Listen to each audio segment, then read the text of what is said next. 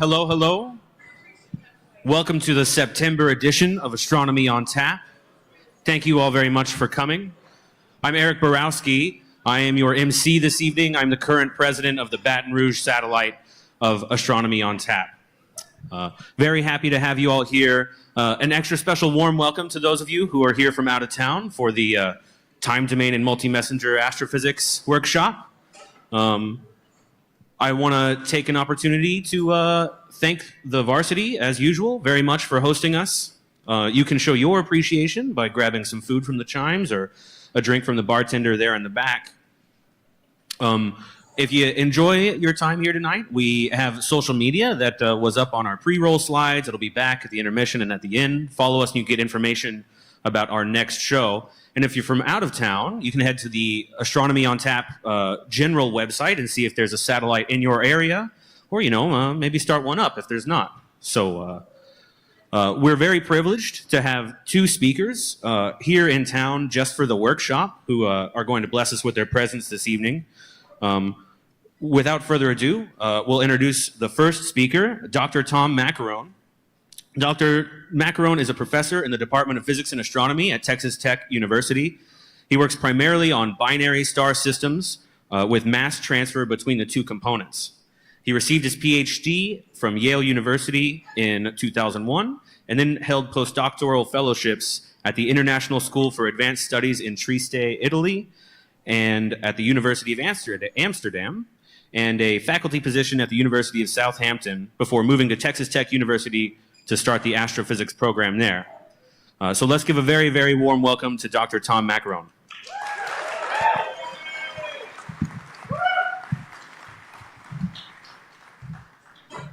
Thank you, Eric, and thanks to everyone for coming out.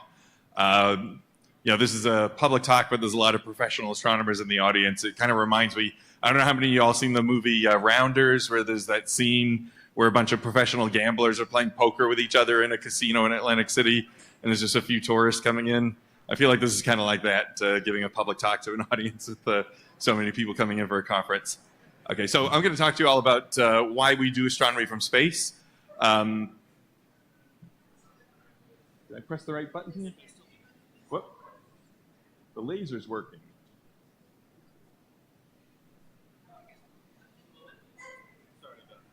Okay. Okay. We're good now? Okay.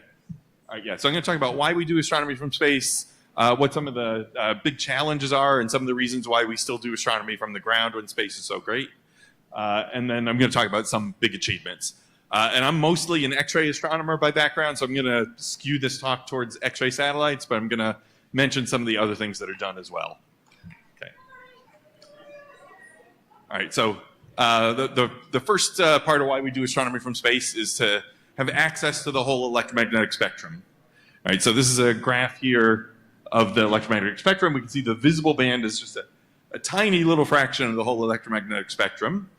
Right, so there's just about a factor of 2 in wavelength between the shortest wavelengths that the human eye can see and the longest ones. But if we look at this whole spectrum, we're going from 0.1 nanometers in the gamma rays out to, 10 meters is kind of the longest wavelength that we can do astronomy at. So that's a factor of about, 10 to the 11, right? So this factor of 2 in the visible band is really important because that's where stars radiate most of their light, but it's not the only thing that's out there.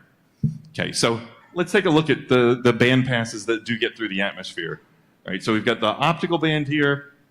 We've got some parts of the infrared band get through the atmosphere effectively, but I would note when you get out to this window at 10 microns, that's about where the Earth is radiating most of its radiation because of its temperature. Right, so even though you can see through the atmosphere at that wavelength, you have a hard time making observations because the background is enormous. And then out in the radio part of the spectrum, we've got a nice window. Right, so out here, the ionosphere blocks you from making observations. And just to give an idea of where this comes from, how many of y'all have listened to a clear channel AM radio station? Like you've been in a car and you've been listening to an AM radio station from out in Cincinnati, if you're down here in Louisiana or something like that, right? So that's actually tied in with why we can't observe radio waves from space at those wavelengths, because the ionosphere blocks radio waves at those frequencies. And if they're coming from Earth, they bounce off the ionosphere and they go over the horizon. Right? Now, if they're coming from space, they bounce off the ionosphere and go back into space. Right? Okay. So, all right, and so we've got satellites that tend to work a lot in the X-rays and gamma rays. We do have some satellites that work in the bands that we can observe from Earth, and I'll talk about why we do that. And then we have a few satellites that have worked in the radio band. And if we have a little bit of time left at the end, I'd be happy to talk about that in the question period, but I didn't prepare slides on that. Okay, so this is a mirage, right? And this is one of the reasons why people do optical astronomy from space, right? This is an exaggerated version of it, but if you're looking through turbulent atmosphere, rays of light get bent by that, right? And they make images look blurrier, right? And so if you have you can have a telescope on the ground that's about this big, and if you get any bigger, you don't really improve your image quality without doing a lot of tricks, right? People have come up with some ways that you could do something called adaptive optics on the ground now and make better quality images with bigger telescopes. But generally, if you have bigger telescopes on the ground, it's to look at fainter objects, not to make sharper images. But if you go into space and you get above the atmosphere, you're not looking through this stuff anymore, right? So this was kind of the whole goal behind the Hubble Space Telescope. All right, another one is to be able to observe continuously, right? So the Earth rotates around. If we put a telescope on the ground, we tend not to be able to see the part of the sky that's through the Earth. For the professional astronomers out there, the Earth has a very high optical depth. So if you want to be able to observe continuously, you can go into an orbit where you don't have anything blocking your path. The other approach is you could throw a huge number of telescopes down on the ground and hope it doesn't get cloudy over any of them, right? And just always have some telescope that can see what you want to see. And people have done that a little bit. All right. There's also not any seismic activity in space, so so in the search for gravitational waves, which is one of the themes of the conference we're talking about, one of the biggest sources of noise that stop you from being able to detect the gravitational waves is the seismic activity of the Earth. And some of the folks here at LSU and at a few other places have come up with some extremely clever systems to essentially make the best shock absorbers that have ever been made, and they put those on the on LIGO so that they can get rid of a lot of the seismic noise. But at some point, when you get to low enough frequencies, you just can't get rid of the seismic activity, and so you have to go to space to look at low-frequency gravitational waves. Okay, so what are the challenges of working in space? Okay, so one of them is that there's a lot of radiation in space, so certain kinds of things will damage your instruments in space. Many of you may know about astronauts going up to repair the Hubble Space Telescope, and every time they do that, they put in a new camera because the cameras start to get damaged over time. So that's one of the things that you have to think about in space is you have to have equipment that can handle having radiation thrown at it all the time. And you may have a much more limited lifetime for some of your equipment. You actually have to launch it. So what that means is this is starting to, SpaceX has started to be a bit of a game changer on this by bringing the costs of really heavy launches down. But it's still the case that you have to figure out a way to make your equipment lighter if you're going into space than you would on the ground. Right? And that sometimes you can do that with money. But sometimes you have to make sacrifices in the quality of the data. And of course, the other thing is that it's almost always more expensive to do things from space than it is from the ground. There's an in-between, which is the South Pole, which is not as expensive as space, but a lot more expensive than doing anything anywhere else on the ground. And in terms of quality of what you can do there, a lot of times the South Pole is by far the best site on the Earth that you could do something from. But you run into a lot of challenges there. You need special lubricants if you have motors because otherwise they'll freeze up and break your equipment, that kind of thing. Okay, so the history of space-based astronomy starts with this man, Herbert Friedman, using these rockets, which were V2 rockets. So at the end of the Second World War, the Germans were way more advanced in rocket technology than anyone else. Right? And so the Allied forces seized the German V2 rockets that were left over at the end of the war. They also seized a lot of the rocket scientists like Wernher von Braun, and they started the U.S. space program. Right? And Herbert Friedman was a scientist at the U.S. Naval Research Laboratory, And he came up with the idea that you should basically just strap a Geiger counter on the side of one of these rockets, launch it above the atmosphere, and see if you saw X-rays coming from the sun. Okay, and he did this, and it was successful. And they saw X-rays coming from the sun. This was really good publicity for the Naval Research Laboratory. That's still one of the centers for high-energy astrophysics instrumentation to this day. The scientists who work there have to either get NASA funding to do their work or figure out a way that there's some vague military application of what they're doing, which they're often able to do. It's kind of a interesting anecdote. There's a lot of times when military technology has driven astronomy forward, and this is a good example. Now, what happened though was that they figured out how bright the sun was in X-rays, and they said, if we put that at the distance of the nearest other star, what's our chances of detecting it? And they basically said, oh, we're so far away from that, why bother until we improve the equipment dramatically? And so they spent the next 15 years or so only doing X-ray astronomy on the sun. Okay, and then I'll talk about when things change as we move forward. Okay, so the hunt for cosmic X-rays started in the early 1960s. Okay, so this is Bruno Rossi, who's really the first person who had some kind of vision that we could do this. And this is Riccardo Giacconi, who actually did it. And this is the moon landing, and this was the first motivation for doing cosmic X-ray astronomy. So what happened was there's a theory at the time that the moon had a thick layer of dust on its surface, and if you landed a rocket on it and then tried to relaunch it, it wouldn't be able to escape, and the astronauts would all die up there. And what Giacconi figured out was that if you had this thick layer of dust, the X-ray instruments had gotten good enough that you would be able to see fluorescence X-ray emission from the solar X-rays hitting the moon. Right? And so he convinced NASA that they should give him a bunch of money to make the best X-ray telescope that was ever built and look at the moon. And if they didn't detect the moon, then it would be safe to send astronauts there. Okay, so he succeeded in doing that, in not detecting the moon, but he did detect an object called Scorpio X1, which was the birth of X-ray astronomy. Okay, so there we are there. Okay, so this was done in 1962 with a 350-second long, so roughly 6-minute long flight of a Aerobee rocket. This was done, it was launched from White Sands in New Mexico. Yeah, I know we have a lot of New Mexican folks here. They discovered this binary star system where there's a normal star feeding mass to what we now understand as a neutron star. This is one of the most, it's a fairly nearby object, and it's also extremely luminous in the X-rays. So this object remains the brightest source in the X-ray sky almost all the time. Occasionally some variable source gets brighter than SCO X1, but generally this is the brightest one. It really kicked off a new era in X-ray astronomy. Okay, so the next thing that happened in the early 1970s was the start of the X-ray satellite era. So over the 60s, people mostly just did more and more rocket launches. What you would get was, 6 or 10 minutes of data, and you would learn something, but you wouldn't really be able to make deep studies of what the X-ray sky looked like, and you wouldn't be able to understand anything in any depth. Right? So in the 1970s, they launched the Uhuru satellite, which was the first U.S. astronomy satellite, and it made a map of the whole sky in the X-ray band.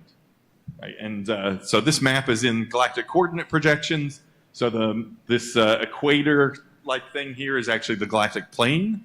And you can see that most of the objects that they detected were in the galactic plane. So they're mostly some kind of stars in our own Milky Way galaxy. And almost all of them are systems like SCO X1 that I showed before, or very similar systems that have a black hole at that center of that accretion disk instead of a neutron star. Oh, and I actually just realized, since I'm at LSU, I should have really used Rob.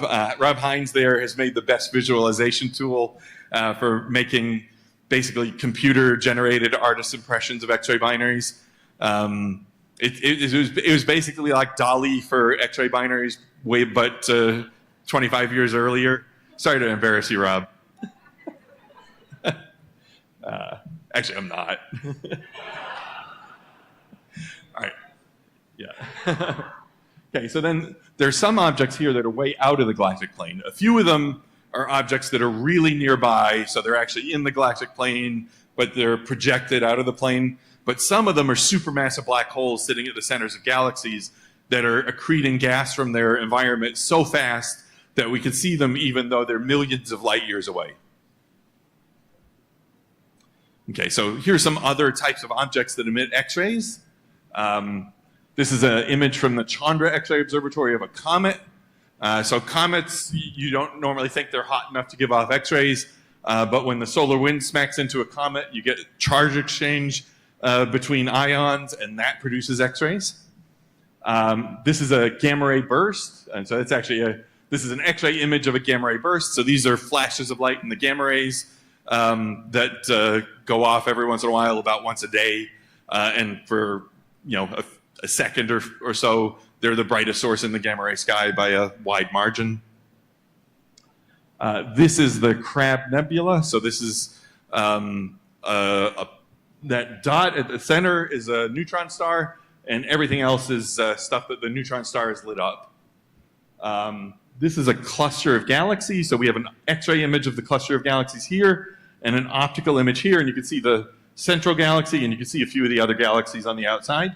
And so in clusters of galaxies, you have gas that's been blown off by stars, and it orbits around in the gravitational potential well of the cluster so fast that it gets up to temperatures of around 10 to 50 million degrees and gives off X-rays.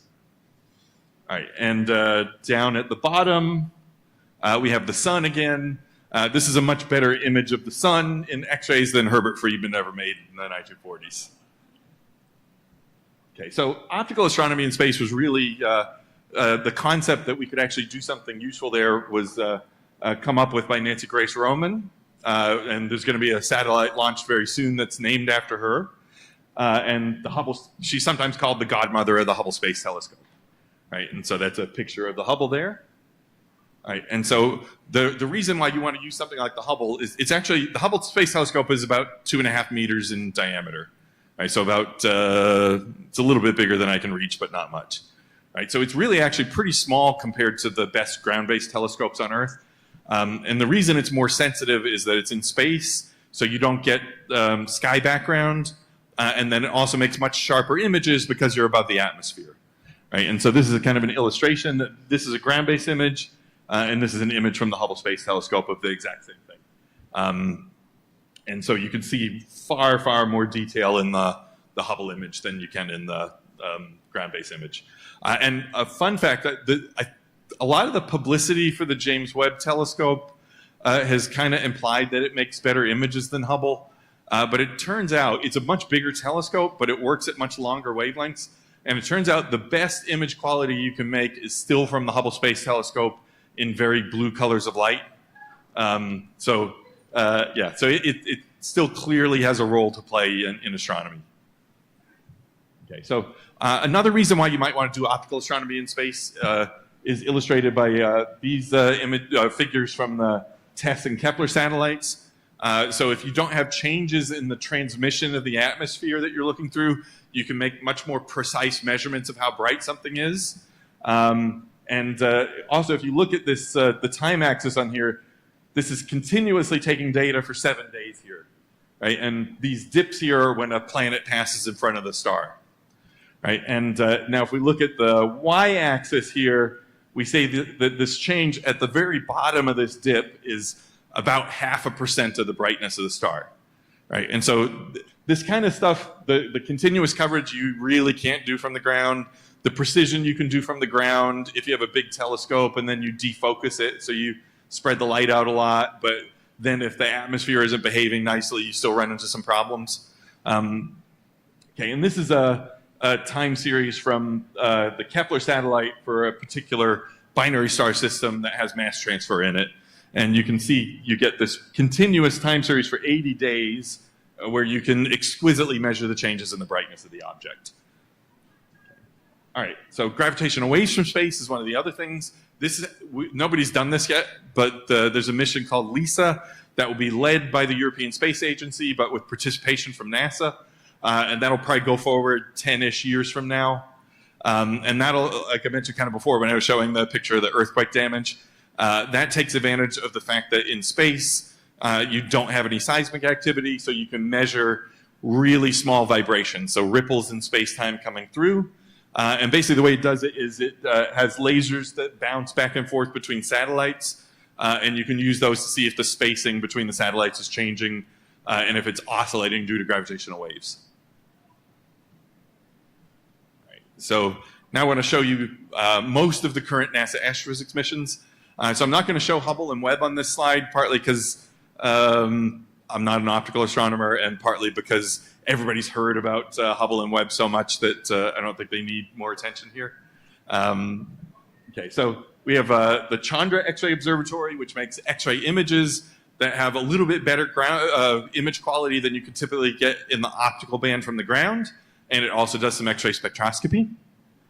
We have NICER, which is on the space station, and NICER is designed to have a very large collecting area, but just good enough mirrors that it gets rid of background emission, right? So you don't actually make images from it, but you can get a lot of photons and measure the variations in brightness of something really accurately.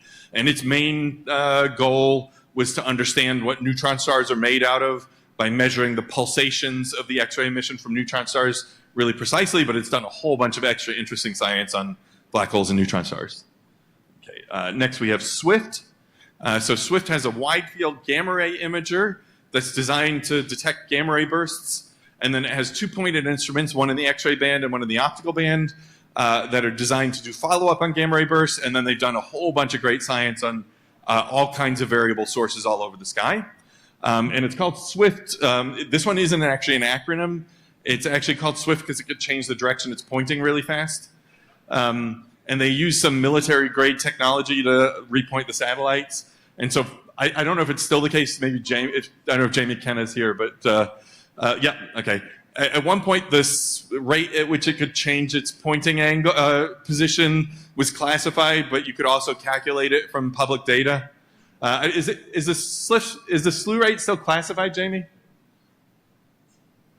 Okay, he's not. Yeah.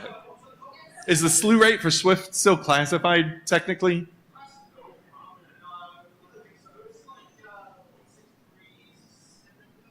Okay, yeah, so 0.6 degrees a second, so in a couple minutes it can go all the way across the sky. Okay, so a new mission is the Imaging X-ray Polarization Experiment. Okay, and Michaela's on the mission team for that. And this is designed to detect X-ray polarization. So this is basically to tell when you have rays of light, you have electric waves and magnetic waves. With XPay, you can tell whether the electric field is going this way as it moves towards you or this way. Okay, and I'm kind of doing like Rico Suave or something, right? Okay. So, so this is kind of like having polarizing sunglasses, but for the sky in the X-ray band. Right. This is TESS, which I mentioned before. It has a very wide field of view, and it stares at the same part of the sky for about a month at a time. And makes really precise optical measurements. This is Fermi, which is a very wide field gamma ray imager.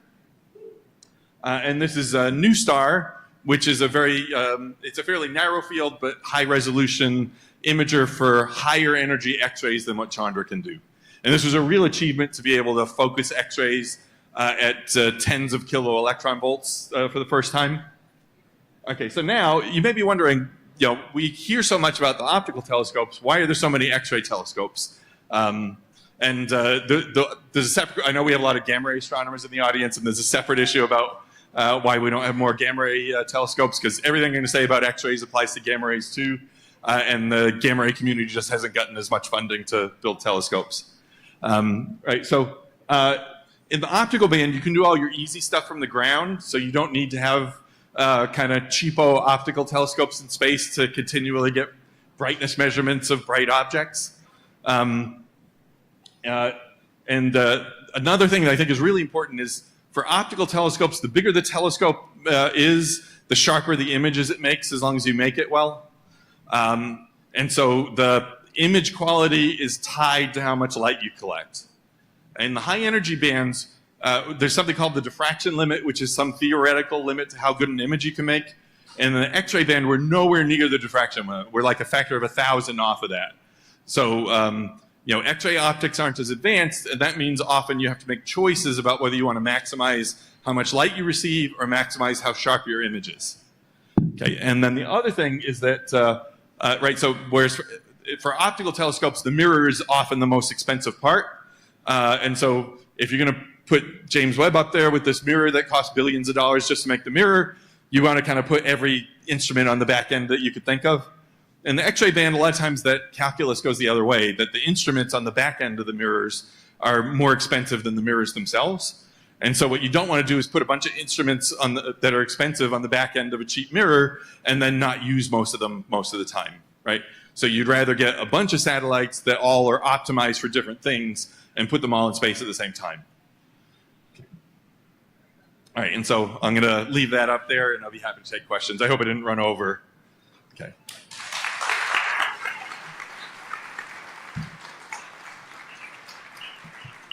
All right. Thank you very much, Tom. That was an excellent talk. Anyone got any questions for Dr. Maccarone?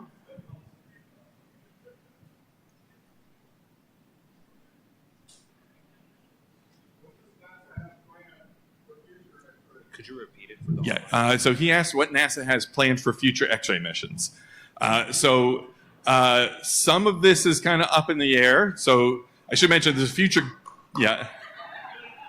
Okay. I swear there really was no pun intended there. Actually, if they're in the air, they're about to deorbit, and that's actually really bad. There's a future gamma ray mission that some people at LSU here are working on called COSY, which would do imaging and polarization in the gamma ray band. Okay. Yeah. And in terms of X-rays, in terms of stuff that's definitely going to happen, let me think about this. NASA has a big partnership in a European Space Agency mission that is definitely going to happen called Athena. Nowadays, a lot of the big missions are partnerships among different countries. Even the United States can't do everything on its own. Often there's little bits of expertise that only someone in Europe or someone in Japan has. And then, I'm just thinking if I'm forgetting anything, but I think there's I would say a decent chance that there'll be a probe class mission for the X-ray band that'll be launched probably 7 or 8 years from now. But am I forgetting something? Is there another X-ray mission that's definitely going to launch? I don't think so. Yeah. Okay, so, yeah. Okay.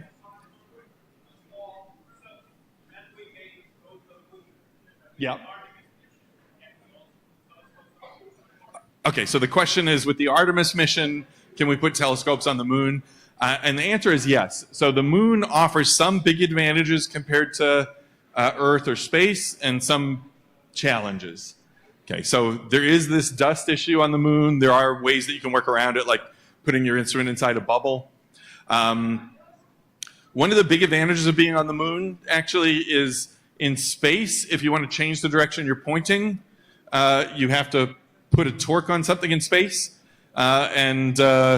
If you try to turn, and like if I turn my body here, I'm not going to fall, right? Because my feet are anchoring me to the ground, right? But if I were kind of up in space, free floating, and I tried to turn, I would probably just keep spinning, right? So in order to turn in space and repoint, you have to put a lot of expensive equipment up there, and you have limited speed that you can point. Jamie mentioned 0.6 degrees per second for Swift. That's super fast for space, but that's really slow for what you could do if you're bolted to the ground somewhere, right? So you might be able to repoint a lot more quickly. There's some seismic activity on the moon, but you can tolerate that. I know there's one project people are talking about to do something called optical interferometry from the moon, where you have multiple telescopes and you basically look at the interference pattern of the light coming from the two different telescopes. And you can make images that are much sharper, that are essentially as sharp as an image from a telescope that has the size of the spacing between the two. And actually, Tabby over there, who's an LSU professor, is an expert in optical interferometry. So that's something that some people are talking seriously about doing. And there are also people talking about doing X-ray missions from the moon. One of the big disadvantages is if you put stuff on the moon, it's pointed towards the Earth or the sun half the time. and the moon takes a month to go around, not a day. So you get a really long look when you're kind of on in the part where you're on the dark side of the moon. But then you get a really long period of time where you really can't use the instrument, especially if it's in the optical band.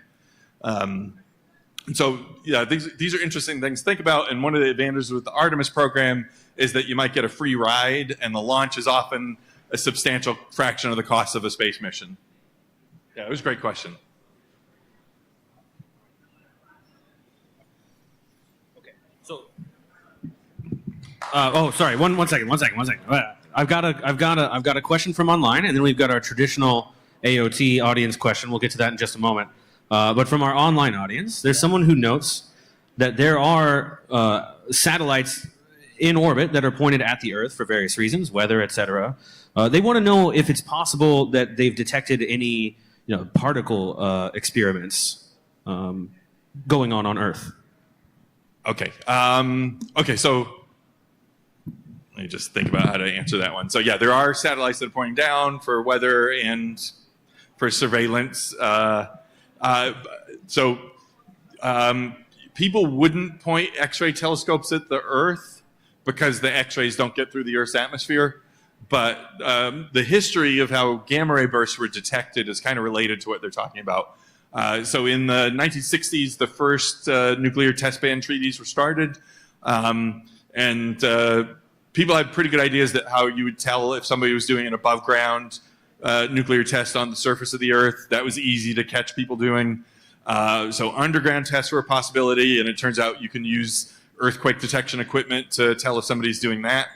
What they were worried about is somebody could do nuclear tests in space, and they might be able to evade detection.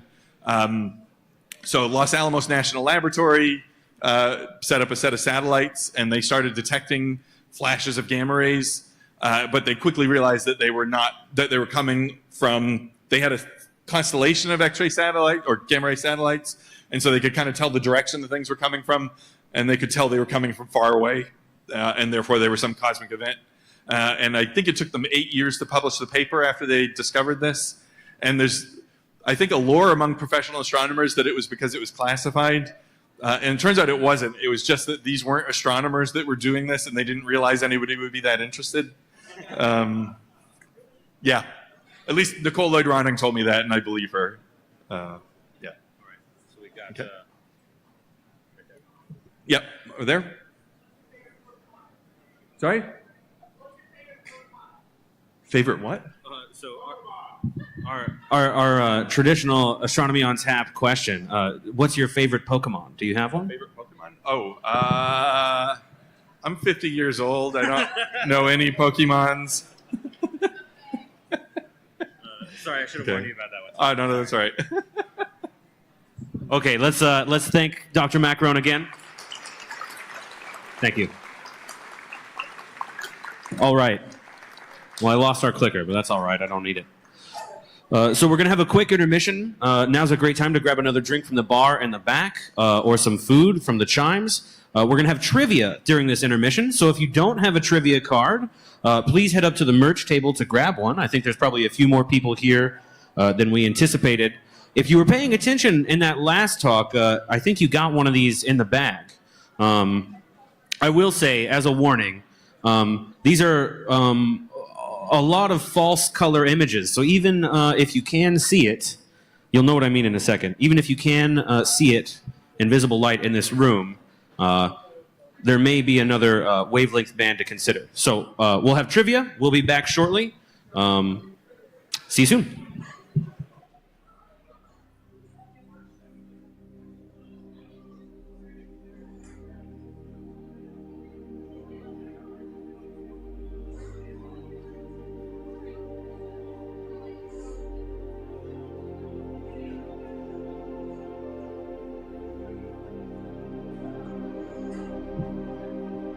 Hey, also, if you lack a seat and you'd like one, there are some here up front and center, as long as you don't mind making new friends with strangers around.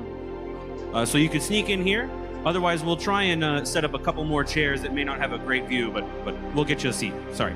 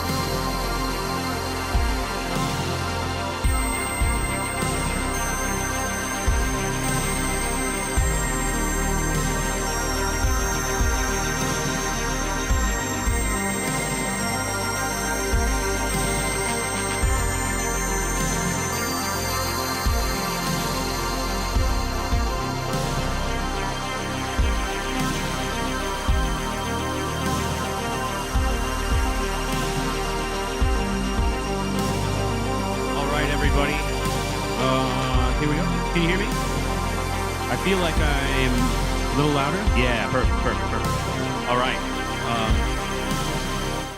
Welcome back from our brief intermission. If you haven't gotten your trivia cards turned into the merch table yet, go ahead and get that done so we can score them, give you a chance to win some free Astronomy on Tap merchandise. So let me introduce our second speaker of the evening. Dr. Jennifer Andrews is currently, let's go. Is currently an associate astronomer at Gemini Observatory in Hilo, Hawaii. She received her PhD from LSU in 2011. Yeah, let's go. Under the supervision of Jeff Clayton, and moved on to positions at UMass Amherst and University of Arizona before finally settling on the Big Island. Jen is an observational astronomer concentrating on massive stars and their deaths as supernovae. When she isn't doing research and helping keep a national telescope running, she enjoys trying to grow interesting tropical plants in her yard, practicing malama aina through volunteer work, and dreaming about the red beans and rice at Chimes. Although I don't think you have to dream anymore. No, tonight. Yeah. All right. Yeah. Let's give a warm welcome to Dr. Jen Andrews.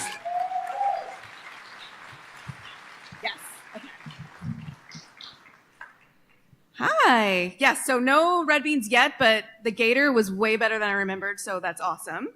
And also Burrow is my quarterback on my fantasy team, and he just got a touchdown, so all is great. Woo! All right.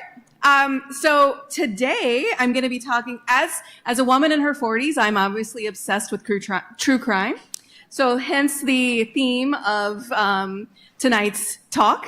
And if you notice the fun way I spelled supernova tonight, so we're going to talk about Supernova Forensic Files, which is basically how we use an exploded star to actually figure out what star exploded. So I will explain that to you as we go along. But first, on this screen here, there is a supernova, and I want you to sort of look and decide if you think you know where it is. You know, it may be obvious. And then it's also a little unfair that there are so many professional astronomers here tonight. So don't give it away either. Okay, so there is a supernova there. So in a second, you will see where it is, and see if you were right. All right, so just wait. Aha. Was it where you thought it was? Yeah.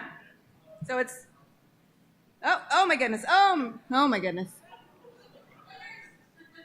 Okay. Give it 1 second. There we go. Wait, which one is the red thing is the pointer? Okay, cool. All right, so right in there. So this is a supernova that exploded actually last year. It was about 7 megaparsecs away, which if you don't know what that it means it's pretty much roughly in our backyard, or at least the next county over.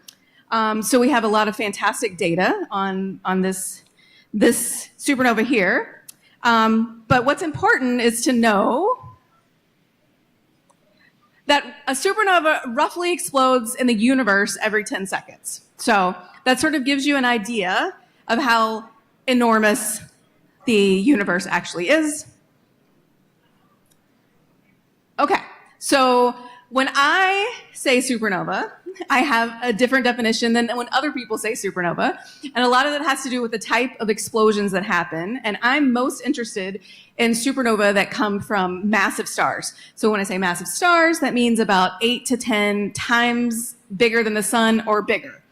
And they lead a completely different life than maybe something like our sun. And this is a nice, cute little diagram here that sort of shows you, stars are born. And then depending on how large they are, they evolve in 2 separate ways. The massive stars, which we're the most interested in here tonight, they live much, much faster. Can I take this off? Okay. They live much, much faster. And they generally, oh Lord. Well, okay, the pointer just stopped working, so that's okay.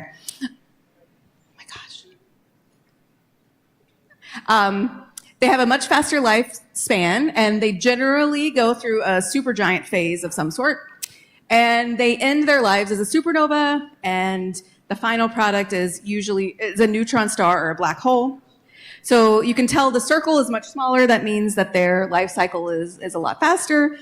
A sun-like star, a low-mass star, is going to take a lot longer to use up all of its material, and it becomes a star, then a red giant, and then it'll be a planetary nebula, which actually creates these beautiful things we see in the sky that we all like to go to public nights and look at, and will end its life as a white dwarf. So we're not going to really worry about the sun-like stars, which is kind of sad because they make up the largest population of stars in the universe, but we're going to ignore them for now. And we're going to quickly go through why we care. Okay, I think this guy is maybe the batteries. Okay, not actually physically back up. Okay, got it. Okay. Okay, better. All right, so one of the reasons that we actually care about stars exploding and many other things that happen in the universe is that dying high-mass stars, and you can sort of, okay, all right, cool. So dying high-mass stars, which is this symbol here, you can see in the periodic table that you can only get these elements mainly from this process. So we want stars to explode so we can actually exist. Otherwise, it would just be hydrogen and helium. A little notation: hydrogen and helium is hydrogen and helium. Everything else is a metal. Sometimes helium is just a metal. But you start you have hydrogen and helium. The Big Bang, you get hydrogen, you get helium, and then you have to wait to get these heavier elements. And so massive stars are really great to make these high elements. These other things happen from, other type of supernova, but we don't really worry about them. If you really care about all this stuff, there are lots of people in the audience that can tell you more, but we're going to just move on past it. Oh, come on. Okay. So, so I said before that there are way more low-mass stars than high-mass stars. So if we sort of took a handful of stars, and we built, in a stellar nursery, we took a gas cloud, we compressed it, we made stars. It's going to end up being that most of the stars are going to be sun-like or smaller in that general range. And then maybe we'll have one star that is a very massive star that's going to explode as a supernova. And there are way, way, way more low-mass stars, but generally, one high-mass star can actually shine brighter than all of the other low-mass stars put together. Now, not only do we have less of low-mass stars, less of the high-mass stars, they actually evolve faster. So not only do we have fewer to see, but they also live faster. So actually getting a population of these massive stars can be difficult. So we have to completely understand them, we don't get as big of a sample as, say, we do like all of our, the G-type sun stars that we see. So we have to come up with different ways. I mean, we can see them further away because they're brighter, but we have to kind of come up with different ways to model how these massive stars evolve and figure out what causes them to explode, what's happening in the moments before they explode. So this is sort of what the rest of the talk is about. Just a nice little plot to show you the mass of the star, and remember this is in times the sun, about how long they live. So if it's a 60 solar mass star, it only lives about 3 million years, whereas our sun is going to be about 10 billion years. So much, much, much shorter. All right, so this is a very basic picture of actually what keeps a star together. And it's just a constant sort of balance between gravity, so stars are big, gravity pulling down, and the heat and pressure from the core keeping it up. So you have the fusion happening in the core, you run through your hydrogen, you run through your helium, and as you keep doing this, you start evolving in a very strange way. You get bigger, you get smaller, and eventually you run out of fuel, and that's when gravity wins. And this is when you actually get the supernova that we're talking about. So what happens is, and this is sort of just a generalization of maybe it's some random massive star as it's ending its life. So it may spend 10 million years fusing hydrogen into helium in its core. But then it'll start going through heavier and heavier elements. So a tenth of that time will only be spent doing helium into carbon, and then about 300 years to go from carbon. So it starts to make this onion here, this onion type shape. So carbon to neon, then in 6 months, you're going from neon to oxygen, and then you're going from oxygen to silicon in roughly a week, and then about a day from silicon to iron. Now, there are actual nuclear physicists in here in the audience, so do not correct me on this. This is a rough approximation. But as you can see, it starts speeding up, and this late phase stuff happens pretty quickly. But really weird things happen when this occurs to the outside of the atmosphere, and it starts to lose mass in weird ways that we just really don't understand because we don't have as many massive stars, and they don't live very long. So we have to kind of guess as to what's going on here. And by our observations of supernovae, we are starting to find out that they aren't behaving exactly as we thought that they were doing before they explode as a supernova. So just quickly, okay, yeah, so once you get to iron, you got to have something else happen to get these heavier elements, which is, the star exploding. So this is a little diagram of a star living its life. So it spends most of its life here, where it's burning that hydrogen in the core. Remember I said 10 million years. And so if you look this direction, it's hotter, and this direction, it's brighter. And in other words, bluer on this side and redder on this side. But once it starts burning those different elements, it starts to basically the atmosphere, the atmosphere of the star and the core of the star take a little while to figure out what's going on.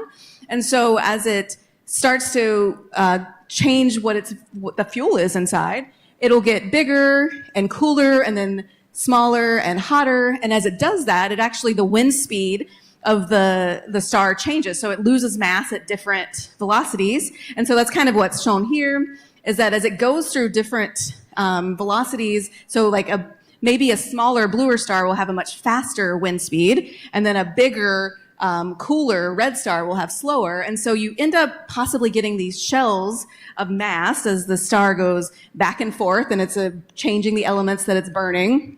And you can end up with really weird shells or disks or various other types of gas around the star that is ripe for us to actually look at when the star itself explodes. Because when the inside star has to explode, it's got to plow through all this mass loss from previous, millennia. So here's an example of a star this is a JWST image of a massive star that actually has this really crazy, weird pattern of mass loss that is not an alien megastructure like they would tell you on the internet. There's an actual good explanation for this, and it doesn't actually even involve necessarily the star getting bigger and smaller and bigger and smaller. It just requires that the star have a little friend, and that the friend, come on, okay, and that the friend decides that it wants a little bit of the atmosphere every time it goes by. And so each time the binary companion kind of ends up coming near this massive star, it pulls off a little bit of the atmosphere, a little extra. And so every time, and I think we can just watch that one more time. Oh, no, maybe not. I might be asking too much. Okay, maybe I am. All right, and every time it passes through, then you're going to get that extra ring. Okay, I just showed it again. Okay, cool. Oh, thank you. So this is what causes those weird-looking rings. There's a perfectly natural phenomenon there. And so one thing that I failed to mention early on, which is pretty obvious to a lot of us now, is that stars aren't born alone, and massive stars really aren't born alone. They usually have friends of roughly the same size that are born near them, and often they get way too close to each other, and they interact, and they change how the star evolves. Okay, so we have very different ways to strip mass from a star, and I guess I need to keep going faster. Okay, so what does a star look like when it explodes? This is obviously an artist's rendition. But eventually, when you get to that, last day, when you're getting to that iron core, then you start to, what we call a shock breakout. And so then you have the light. So you have two components happening. When it explodes, you have the light coming out, and it's moving at the speed of light. And then you also have the ejecta, which is moving at 10, 15, 20,000 kilometers per second. So it's really booking it, but it's not the speed of light. And both of those things interact with the material around the star. And a way that we can actually see what that material around the star is if you think about the supernova explosion as like a flashlight. If we were to look at it with the spectrograph, it would have a continuum spectrum like this over here. But if you put some gas and dust in the way that it will absorb and re-emit, then you can get what's called an emission spectrum. And then if you're looking on the other side of it, then it will absorb a lot of these lines, and you'll see an absorption spectrum.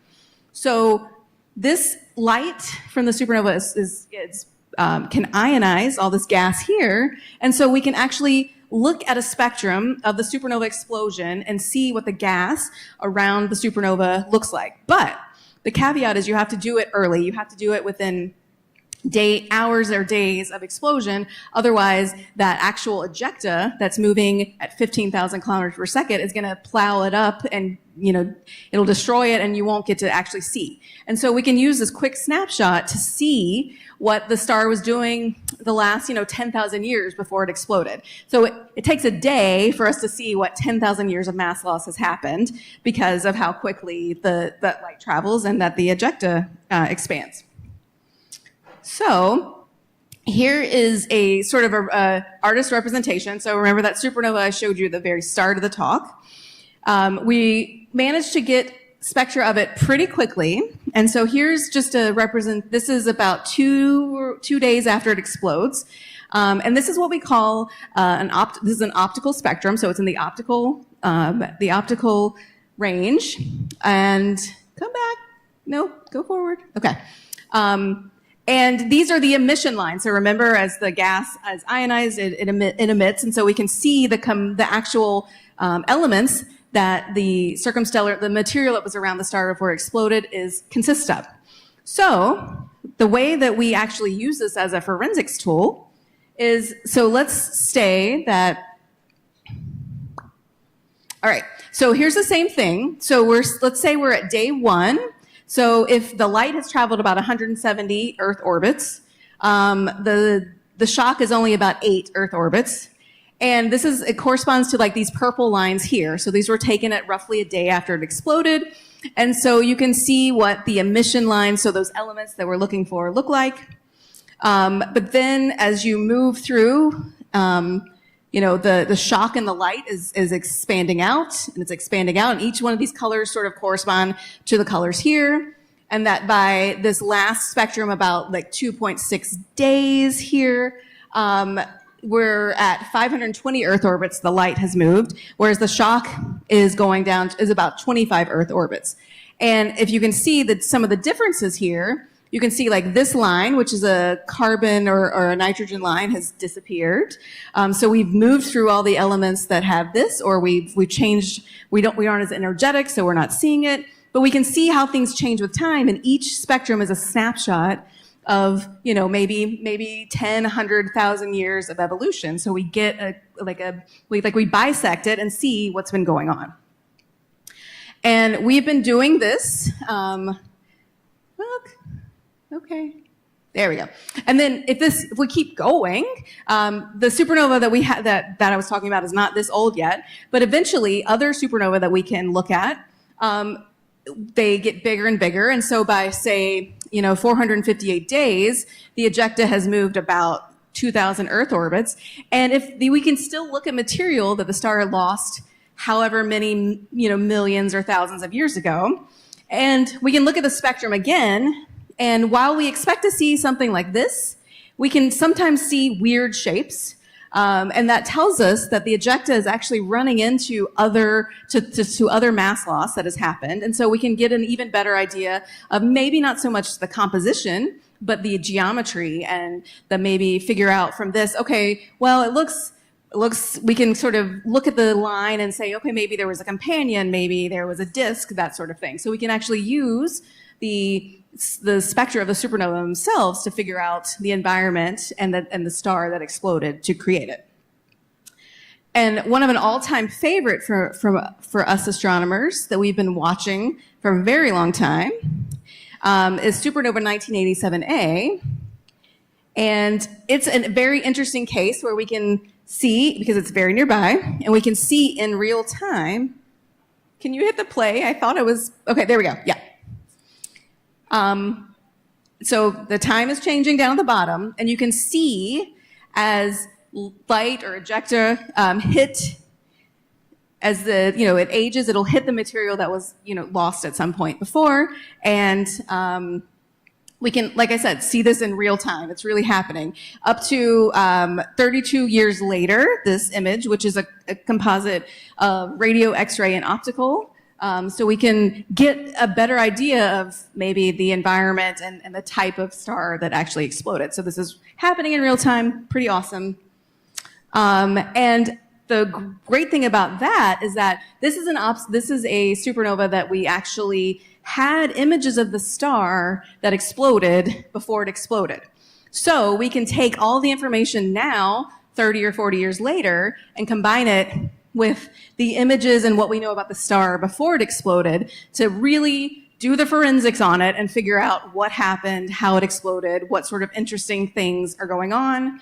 And that informs our own physics, and that actually helps us to become better astronomers, become better physicists. So that's why you want to keep watching these supernovae.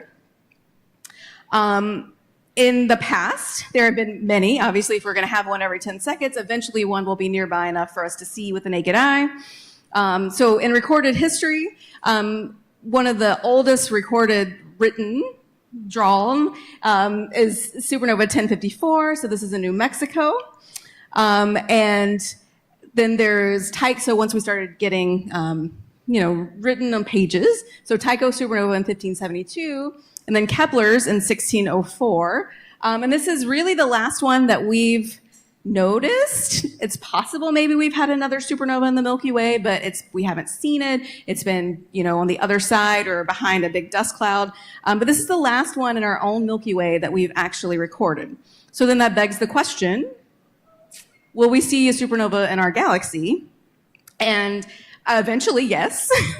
Now, whether it's tomorrow or whether it's, 1,000 years from now, who knows? But one of the most likely candidates right now is Betelgeuse, which is a red supergiant. And most of you probably recognize Orion. So it's up here in one of the armpits of Orion. And it is a red supergiant. And sort of to give you an idea of the scale, so if the sun is less than a pixel, these are the orbits of Earth, and this is Jupiter. And so it extends out past Jupiter's orbit, close to Saturn. So it's a very, very big star. If it explodes, it will explode. We just don't know when. Then what would it look like? So here's sort of an artist rendition here. If it exploded today, so it would be probably as bright as the full moon, we think. It could be seen in the daytime for probably a few months. And it would have exploded around AD 1400, because remember, it takes light and a finite time to actually to get here. And this is a really nice diagram that some grad students of Andy, who is in the audience, made. If we look at how bright we think it is and the time since it exploded, it would be, almost as bright as the full moon for, 10 to 100 days. So that's like, a couple weeks to a couple months. And then it would be about as bright as Venus for, because this is a log scale down here, for quite a while. And then it would get back down to its average brightness. So it would look normal for, maybe a little bit. And then it would just get dimmer and dimmer and dimmer, and then Orion would never look the same. So it's sad, but exciting as well. We would get so much data, it would be wonderful. So this is probably our next culprit here. And I think that is it, actually, yes. So thank you, guys.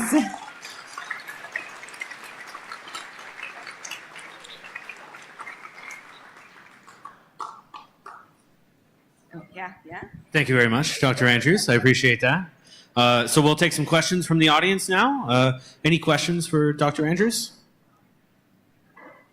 Obviously not. It's good. Could you repeat it for the Yeah, online I audience? can. Yeah. That's fine.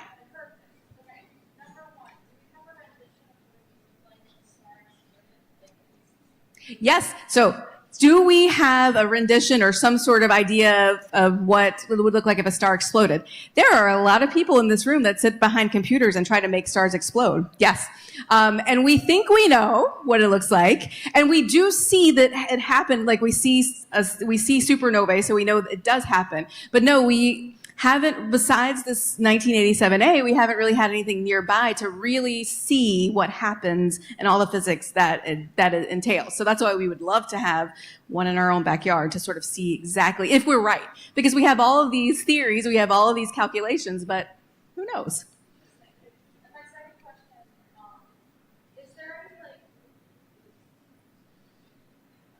any, No problem. so knowing that this is happening, is there any, I guess, what's the use of that? Do you use that to determine,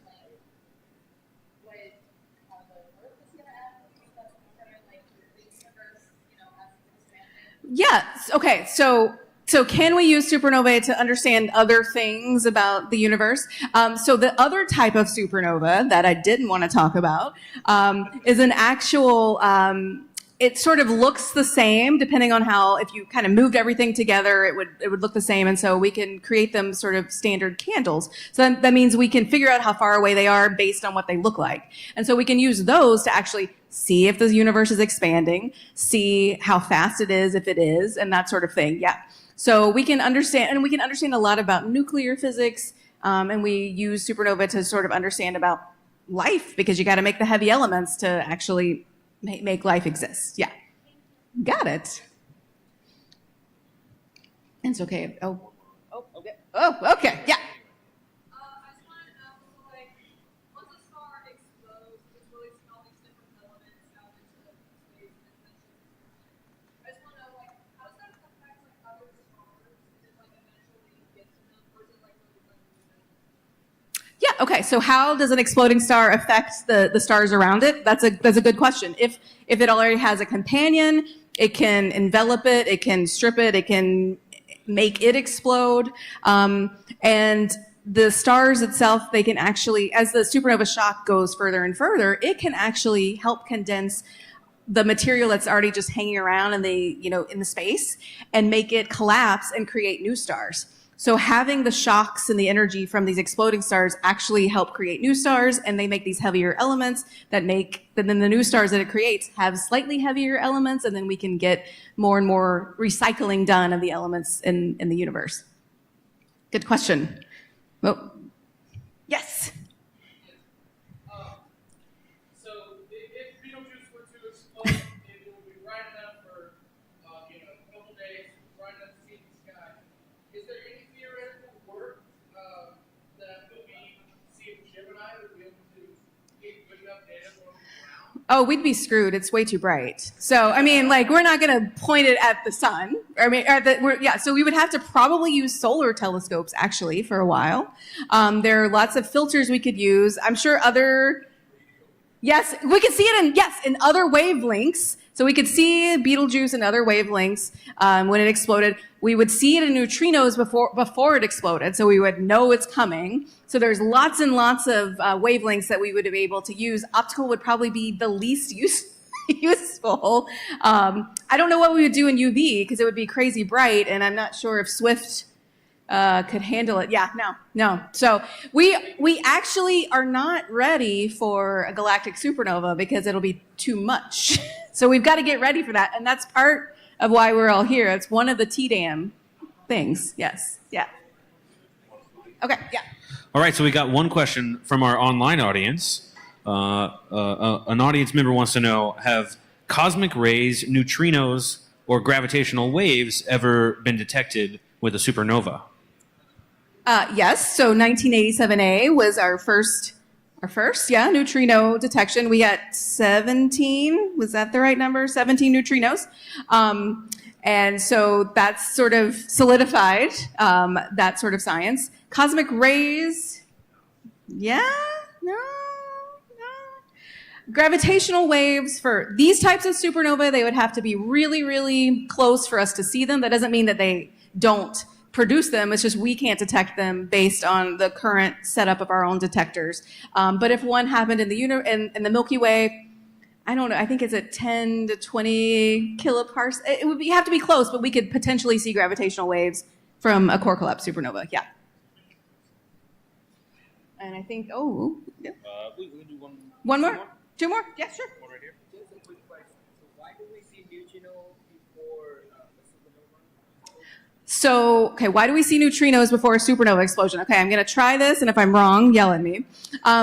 Most of the energy in a supernova explosion comes in neutrinos, and those can escape quicker than the photons can.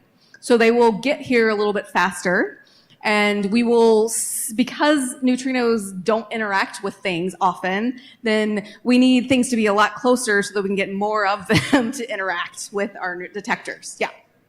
Does that make sense? Yep. So the question I warned you about. Yep. Yeah. What is my favorite Pokemon? I have never watched or done anything with a Pokemon in my life. I know, I'm sorry. But yeah, let me see. What is a similar 80s kid question? What? I did have a Cabbage Patch Kid, yes, for sure. Yeah, so I have no favorite Pokemon. I'm very sorry. There's the little cute yellow one that maybe kind of looks like me. That one. Yeah, yeah. All right, thank you very much. Let's give Dr. Andrews another round of applause.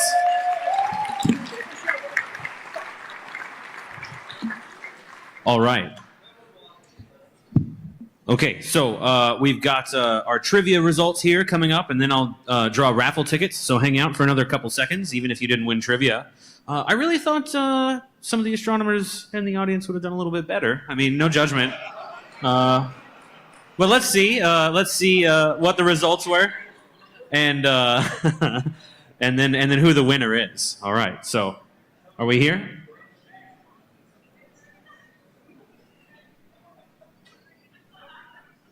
Okay, all right. So the pillars of creation here. This particular image is in the visible light.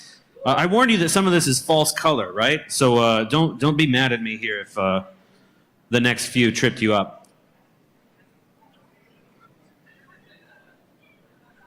Okay, this one. Sorry. Another image of the same, the pillars of creation. This one, though, in the near infrared. You can see through some of that dust to the stars in the background. Pretty neat. This one, Crab Nebula, visible wavelengths. This is one particular filter. I know it's colored green. It's part of a composite image. I cannot couch this enough. I wouldn't have put it that color, but that's what it is. You might be surprised to learn this is also in the Crab Nebula. This is the Crab Pulsar. This was the freebie if you were paying attention during Dr. Maccarone's talk. This is in X-ray. Here we got the Homunculus Nebula in ultraviolet. This was taken with Hubble. Again, another part of a pretty popular composite image. Same Homunculus Nebula, this time invisible. This is the Milky Way. So you can see the plane of the galaxy there in the middle. This one's in infrared. This is the 2-micron all-sky survey that took this one. Again, the Milky Way, but in a different wavelength. In gamma rays. Yeah, all right. Fermi people, let's go. One more time, the Milky Way, in a different wavelength. X-ray. All right, so slightly lower energy than the gamma ray, but a more recent image. So it's a nice telescope which has got higher definition. And then again, another picture of the universe. The Milky Way is in there. You just don't see it. They subtracted it out. This one is in microwave. This is a cosmic microwave background. Okay, so there was one clear winner today. I didn't even have to do a super scientific random selection. Our winner is Bin Tonen, or Tomen. Hey, excellent job. Let's go. All right. Head over to the merch table, get your free merch. I'm going to draw some raffle tickets now. This is your second chance at free merchandise this evening. I'm going to draw until I find a winner, so don't fret. Please look at the last 3 digits of your raffle ticket number. All right, we've got ticket 100, 100. You still here? Ticket 100? No? No problem. We got another. Wait, hold on. We're waiting. Yeah, 100? Okay, well, you can get your free merch. I'm drawing another for our audience members here, for their sake. We got 8051. 051, 51. You still here? All right, we got another. Okay, another winner. Excellent. Head over to the merch table, collect your free merchandise. If you didn't happen to win, but you do want some cool AOT merch, you could always buy it. It's right over there. Same merch table as they're going to. All right, thank you very much for hanging out tonight. We appreciate you. We'll have another show here at the end of October. No specific date yet, but keep your eyes peeled on our social media. Join our mailing list. We'll see y'all real soon. Thanks for coming out again.